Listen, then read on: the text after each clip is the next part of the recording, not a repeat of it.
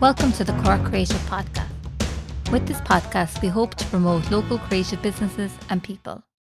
I am your host, Geraldine Hennessy, and today I am chatting to chocolatier Niamh O'Reilly from Hungry Crow in the bustling O'Donovan's Hotel in Clonakilty. Niamh has had a wonderfully varied career. She has gone from being a ceramic artist to health food employee and now a chocolatier. She first started working with this nutrient-dense food in 2015 and became hooked. An advocate for using as much ethically sourced and organic ingredients as possible, she masterfully creates her delights without the need for dairy, grains, or refined sugars.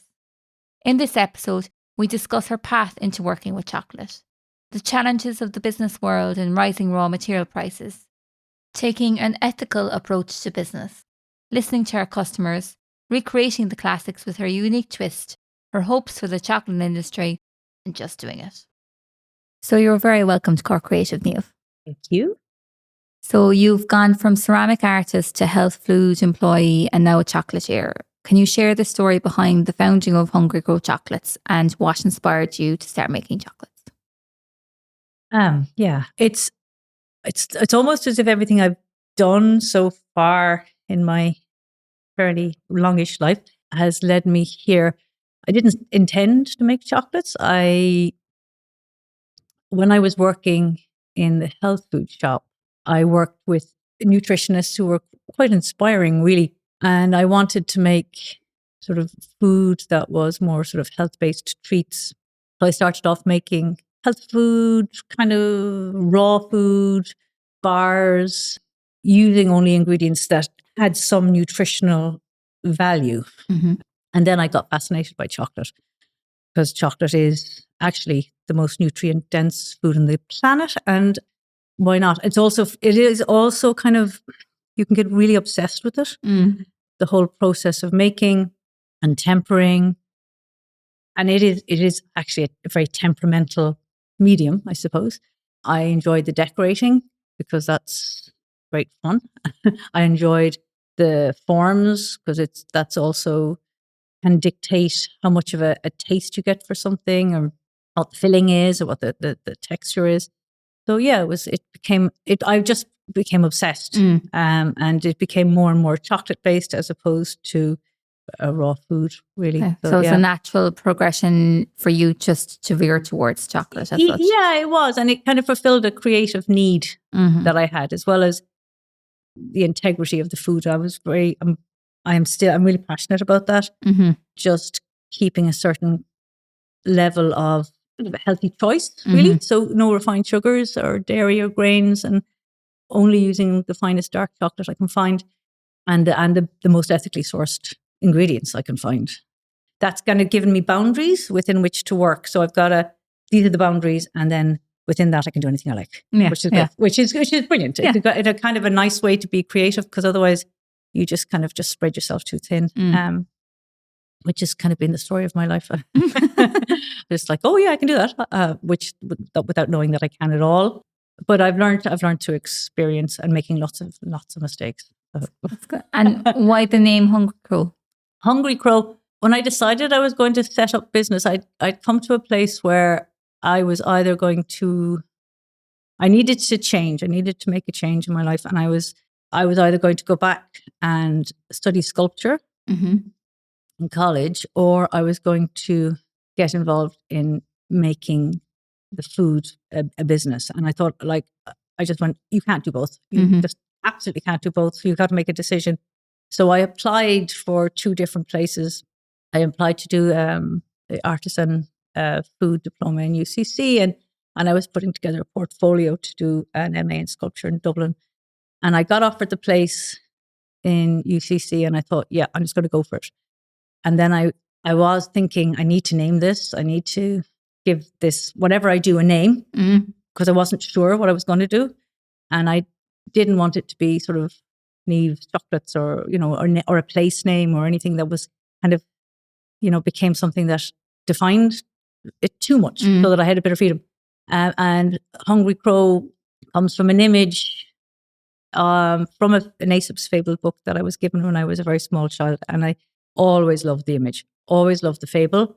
And it was more the visual really than anything else. I just wanted that visual. So at the end of the fable, the crow is a hungry crow because he doesn't get the food because he gets tricked out of it by the clever fox. And it stuck, hungry crow. I just went, yeah, that's it. I know it doesn't really make much sense when it comes to food, but I really like it. Well, I don't know. I think I was just intrigued as to why that, but that makes sense. Very good. Okay. Yeah, it's a beautiful. I love the illustration, and I'm using all of those a lot of those illustrations from the same book to develop new ranges of chocolate. So the chocolate boxes will all have different character. Oh, yeah. Okay. Yeah. So there's the fox, and there's a lion, and there's a tortoise, and there's a mouse, and they're all beautifully drawn. So we're using them as inspiration rather than taking them directly because you can't. But it's lovely. It's a lovely book, and I've always loved it. So very good. So you sell an artisan product, but can you explain what makes your chocolates unique compared to others in the market? I suppose, like, there would be a lot of similarities because people love certain tastes, like salted caramel or nutty chocolates, and I do look at classic recipes, and I would use classic recipes. But what I would do is, because there's a couple of promises I make. One is there's no dairy, there's no grains, and no refined sugar. So absolutely none. The sugar I use is either a coconut blossom sugar, dates, which are fair trade Palestinian dates, or coconut blossom sugar is also organic. Occasionally xylitol, if I need something to be brighter and whiter, which is from the bark of a beech tree. It's a natural occurring sugar. It's just a bit better. It's better than refined sugars, or coconut blossom sugar, coconut palm sugar, which is it's an unrefined dark brown sugar. It's got a natural caramel taste, and that gives it a sort of distinctive kind of caramelly sweet taste, which I like, and probably defines a lot of the chocolates because it's the only sugar I use. So it goes right across the board. Yeah, I suppose that's what it is, really. I mean, like, I will look at classic recipes and adapt them. So if, like, with my caramels, it's made with coconut blossom sugar, but I'll use like an alternative to butter. I'll use an alternative for cream. I have a white chocolate, but it's almond based as opposed to sort of milk. Yeah, so that's kind of where we, I suppose, are a little bit different.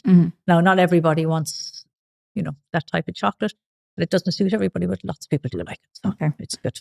And you have some very quirky names, like Almond Joy Scrumptious Pleasure Box. I was laughing when I was researching this.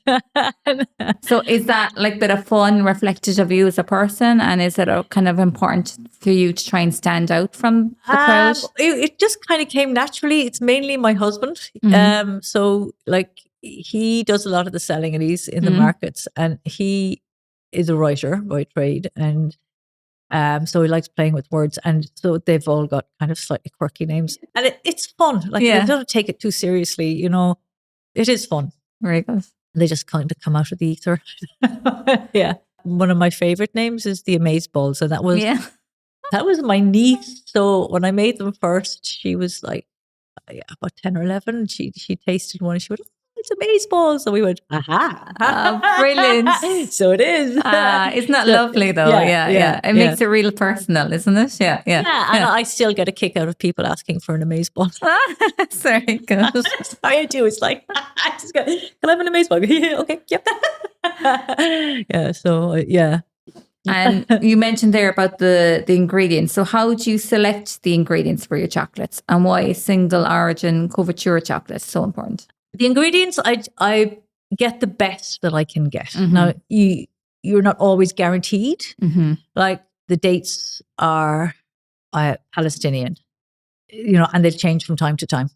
And that's good. And I stick to that as much as I can. If they're not available, I'll get them from somewhere else. I'd say 90% of the time they're Palestinian dates. Sometimes they're Californian. So that would be it. But the chocolate is a definite choice, and single origin is also a definite choice. The chocolate comes from a company which are really ethical. I'm really impressed by them.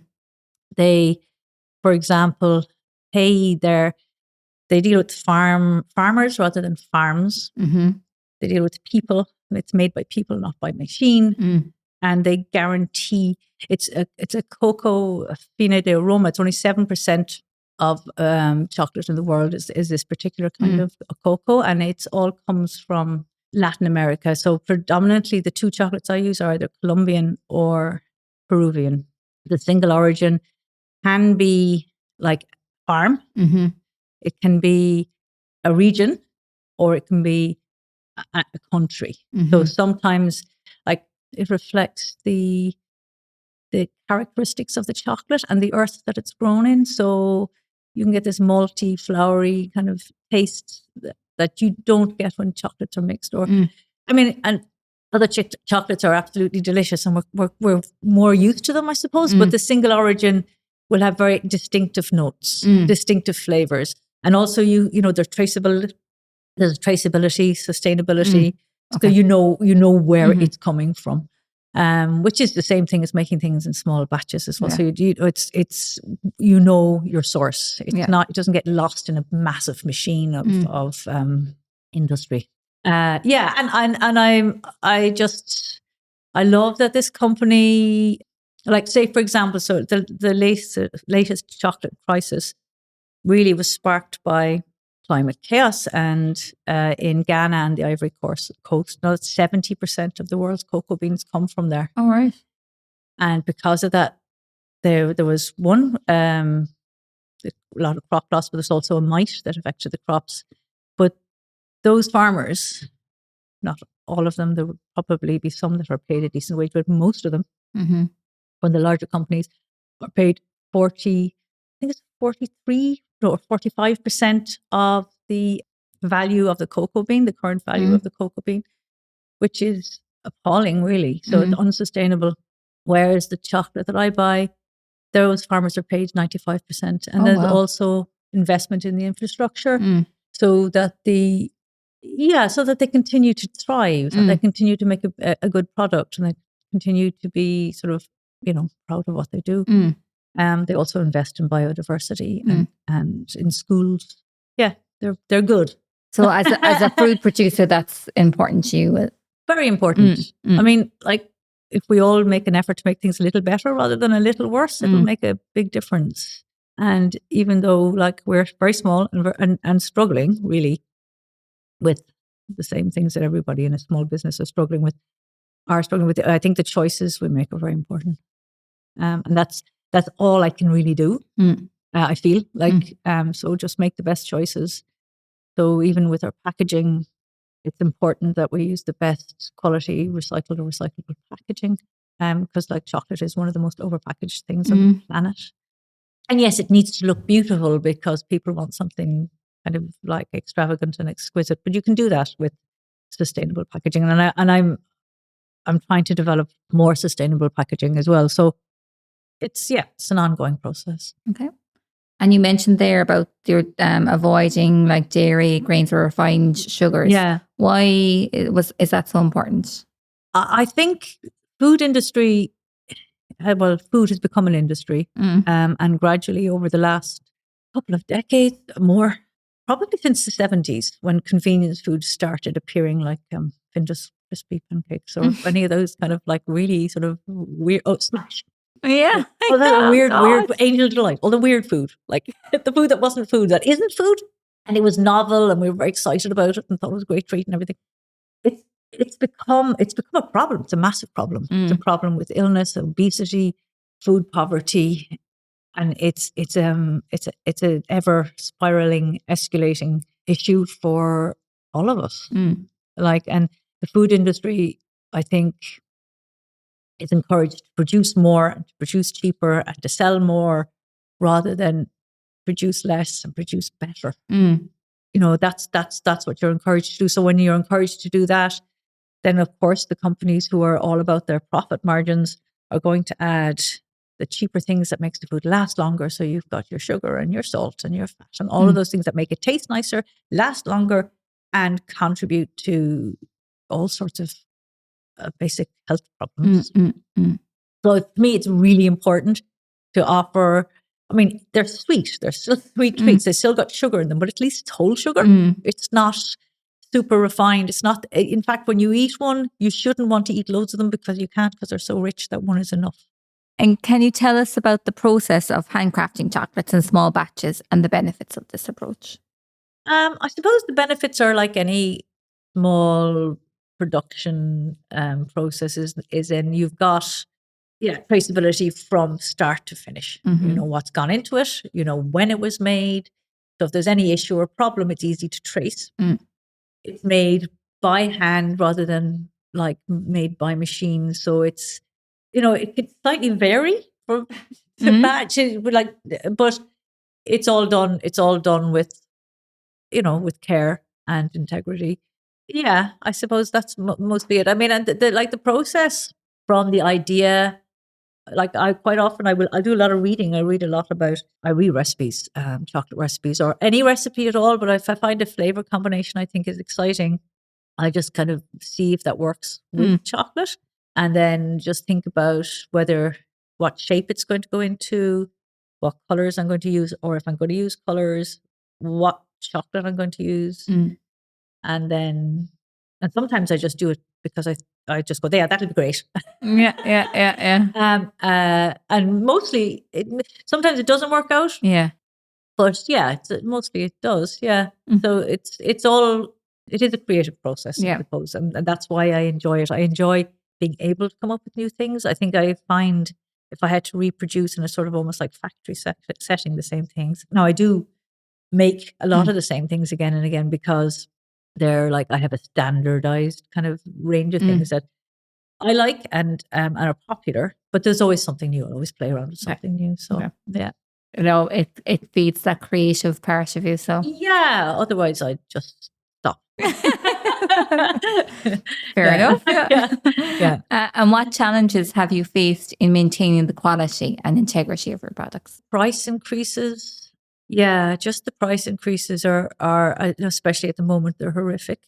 The price of the raw material. And I tell my customers, I have very lovely, loyal customers, and I've explained to them, they've all gone, it's fine, just charge us. We might buy less, but we'll still buy it. And yeah, so there's that. And it's a very difficult thing because you're looking at, on one hand, I could buy cheaper materials, but I'm compromising on what the actual product is. Recently, I was offered a lot of very cheap Israeli dates. Like for a moment where I went, oh my God, I'd actually make money. And I thought, no, I guess I can't. So I didn't. Yeah. And I'm glad I didn't. I'd have felt terrible. I'd have felt really bad. I'd have felt like I was lying to my customers as well. And that like, I'd have just let myself down. But that temptation was there.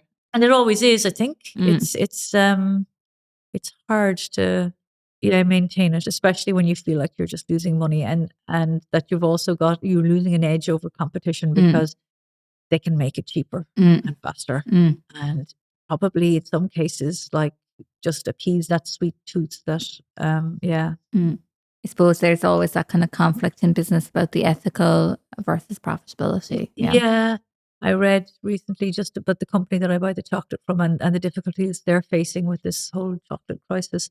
They had this sentence which I kind of it just gave me hope and made me feel really good, actually. They said, look, it's sustainability over short-term profit. Just stick with it.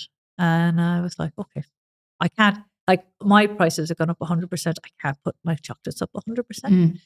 We'll keep our heads above water and then hopefully things will level out again. So yeah, there are the challenges amongst things like bookkeeping, which I seem to be allergic to. In fact, I have my husband. If I didn't have my husband, I'd be just drowned in a pile of receipts and kind of like, I'm absolutely terrible at it. Like, it's not, I know everybody says that. It's true. Yeah. He has his uses, so. He's great. He's meticulous. He doesn't like it either. I don't know anybody who actually does. Maybe bookkeepers, maybe. I don't know. But he's very meticulous and he's great. And how do you come up with new flavors and combinations for your truffles and mixed chocolates? And can you chat to us a little about what changes you make in your production based on seasonal influences? So I have a chocolate that I make only when I can get black currants, and I have some in my garden at the moment. And I've also got some from a lovely neighbor of mine, and So I make a black currant and licorice chocolate. So I make a compote with the black currants, and I make that. But they only really occur when I have got the black currants. I can freeze them, but they don't last very long. And it's surprisingly, like, they're such an incredible superfood, black currants, and they remain nutritionally, what I suppose the word is, valid or whole, even with processing. So even what I mean by processing is just I make a compote. So I heat them with coconut blossom sugar and then sieve them, and then that's the essence I use to make the ganache. They still have nutritional value, and they taste amazing. So they're an interesting thing. I'll use strawberries, but I'll dehydrate them. And I love when I can get apricots, even though they're not necessarily grown locally sometimes. But so it's fruit really. Like, and we don't really. I would use nuts if I could get sort of local cob nuts and things like that. I'd love to use them. It's mainly fruit. It's mainly fruit. That will influence what I do. Definitely in the summer, there's plenty of it, and we can play around with different fruity things, and that's great. Okay. Researching for this episode of Cork Creative was very challenging, as your website and social media is filled with beautiful images of your chocolates, and I was very hungry by the end of it. How do you approach the visual presentation of your products? Initially, I met a food photographer at the flea market in Dublin years ago, and we did a Christmas called Maria Dublin. She's a food photographer. I love what she does. I think she's really, really good. And so we developed like the kind of relationship where I'd send her the chocolates and she'd photograph them. I said I wanted her to think sort of Vermeer colors, like very dark and sultry, rather than there's a lot of like chocolates normally presented with very bright and vibrant backgrounds, but I kind of wanted it to look a bit, because it's dark chocolate, I wanted it to have a kind of dark undertone to it. And she is fantastic. She completely got it. Like, she's absolutely brilliant. They're amazing. Yeah, I need to get some more taken. But she kind of inspired me to, like, a lot of the individual shots of chocolates I'll take myself now, but I'll always use the same background, because I just looked at what she did, and she kind of inspired me to I have a phone, basically. My phone I use for Instagram, and I have one space in my kitchen where if I like to look at something, I'll take photographs of it and then just keep it. But yeah, it's her, Maria Dublin. Those photographs are all hers, and they're fabulous. Like, she's great. Yeah, they do what they intend to do, what meant to do, make your people want, or people who are looking at it want to eat them. She's just like, she's got we worked really well together. She was fantastic. She is fantastic. She's still around. Yeah. We spoke a little bit about it, but how do you balance sustainability and ethical sourcing in your production process?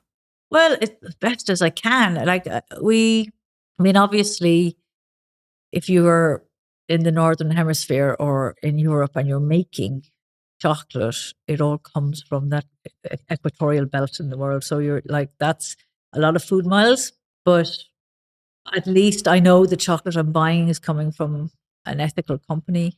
So even though they're based in Colombia, they now have a European center as well. So where they're distributing to different European countries.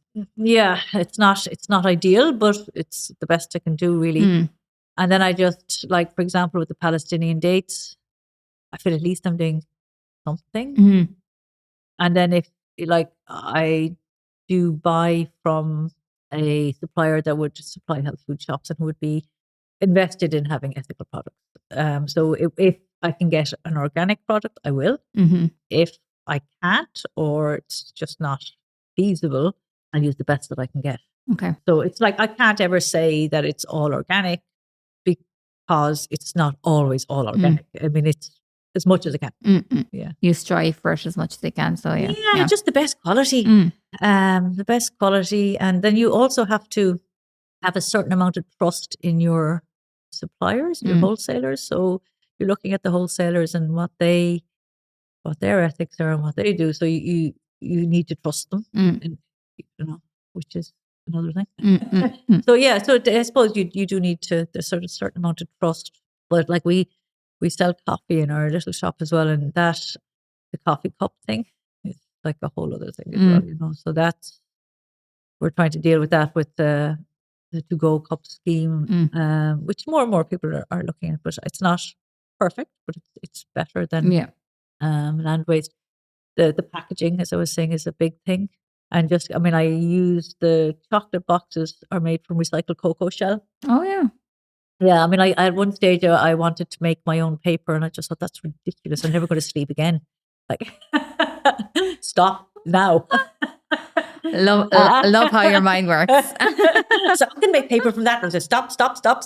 Oh gosh. So it's a lovely paper. I really like it. It's not Irish, but I mean, like, because of Brexit was a pain, absolute pain. It was the first of many, but Brexit, COVID, good few years of difficulties. Yeah. But you've come out the other side. Or you're coming out the other side. Well, now we've got the doubling of chocolate prices. So, like, sure. I suppose we've just learned to deal with whatever you gets thrown at you. Yeah. It's stress management, I think. Yeah. You have both a retail premises, which is on one of the main routes west, as well as selling at local farmers markets. Is it important to you to maintain a presence in markets despite having a retail shop? Oh yeah, absolutely. It's 100%. Markets are our lifeblood, really. I mean, and markets are literally your marketing, what you do. You find you get great feedback at markets. May not always be positive, but you get really honest feedback from markets, and you get to a much wider audience. Okay. Like, our shop is tiny. It's really just like an add-on to the end of the kitchen. And it does, it's not a sit-down place. You can pop in and buy stuff, but if there's two people in it, it's crowded. Yeah. So it's tiny. But the markets are, they're great. They're really, really good. And it's where we started, and we have a huge loyalty to them. And we've got incredibly loyal customers who, they mightn't buy a lot, but they'll buy something every week. And that makes a huge difference. Talking about your customers, what are some customer favorites or bestsellers among your chocolates? And how has the feedback from your customers influenced your product development and business strategies? Yeah, I mean, feedback is hugely important. I have amended, changed, worked on products and recipes according to feedback, and just watching what sells. We were recently told of some sort of market research where they said, like, a chocolate expert actually said that salted caramel had its day. And I said, okay, but people who buy it don't think so. Yeah, exactly. Yeah. It's still a favorite, and I suppose it's sweet and salt. That's the human weakness. We love it. I don't think it'll ever have its day. I think it's there to stay. I mean, it may not be the most innovative chocolate right now, but there are classics. Like, I always had a hazelnut, always had an orange chocolate, always had a mint. Now, they're not the most original chocolates in the world, but there are people who love those chocolates. And when I don't make them, if I kind of go, I'm not sure about this, and I stop making it, and people ask for it, I'll make it again. Because it's, I wouldn't do it. They're classics for a reason, I suppose. Yeah, absolutely. And it's nice to have them in a box, even if you've got sort of slightly stranger things going on. Like, I do tend to like the fruity flavors a lot, so I have to be careful that they're not all fruity, because I will go with what I love a lot. I like fruit and I like nuts, and that seems to be. But I do make a coffee, but I use the coffee that we use in our shop, so it's Red Strand. Yeah, and I love Middle Eastern flavors as well, like sort of cardamom and rose and all of those kind of, like, really, and tahini and all of those flavors and textures. So I tend to veer a little bit towards that as well. And the rose seems like cashew rose date is by far the most popular thing that I've ever done. Like, it's kind of mad because I didn't really think it would be, but it is. Yeah, that's gas, not everybody loves it. Yeah, but the people who love it really love it. That's great. So and it's I mean, that's a classic as well. Yeah, that's not my invention. That's a classic Middle Eastern dessert, and they just use dates with cashew and rose in it. So I was like, it was suggested to me by somebody who was I think he was Iranian. Yeah, and he said you should try this. This is what we do, and I went, okay, and I just, of course, it took off. Perfect. Yeah, you listen, so they're very important. Oh God, yeah. I mean, like, because I've learned just by making mistakes, and I have no classical training in chocolate making, other than making lots of very expensive mistakes and reading. Being inspired by amazing chocolate makers. But I do love it. And I think I have something kind of a little bit unusual. Absolutely. And how do you envisage the evolution of the chocolate industry, especially in terms of the health conscious? I think it's going to become, well, I hope, but I do believe that it's going to become, the choice for a healthy option is going to become more important. I hope it will become more important. I think it's vital, actually. As people begin to realize that we literally are what we eat. And having a treat is not a bad thing. Treats are good. Treats are very good. Like, make us happy. And chocolate has amazing properties, all sorts of amazing health giving properties, and that we should enjoy. But I'm hoping that that's the way the trend will go. Okay. Like, market research says it will. I've always believed it should anyway, whatever about market research. But I do think chocolate is actually an incredible food, and it is a food. It's not just a snack. sweet. Yeah. And what are your future plans for Hungry Crow? And do you have any new products or projects in the pipeline? So, world domination first. No. So we're both in our late 50s, and it's hard work. We would like to survive for another 10 or 15 years, whatever we have in us. And I'll continue to make chocolate. I'd like to do more than survive. I'd like to thrive. But at the moment, we're kind of taking it day by day, because we've been through so much, and with this kind of price hike now, I just don't know what it's like. And the world is so kind of unstable. Everything seems to be really unstable and shifting and moving and changing. I think we'll just we'll do what we can and go with what we can. I mean, I always have plans for new things and the packaging, and I'm trying to make it better and trying to improve on what we have. There's a few different things in the pipeline at the moment, but I'm not certain of them yet. So day by day, really, month by month, Okay. And what advice would you give to aspiring chocolatiers or small business owners in the food industry? Don't give up. Good one. Don't give up. Yeah, just don't give up. You're going to get challenged, and if you truly love it and truly believe in it, find a way around it. Don't give up. Do what you believe is right. Do what you love. Very good. Well, Niamh, thank you so much for joining us on the Cork Creative Podcast. If you'd like to learn more about Niamh and Hungry Crow, you can find links to her website and socials on corkcreative.ie.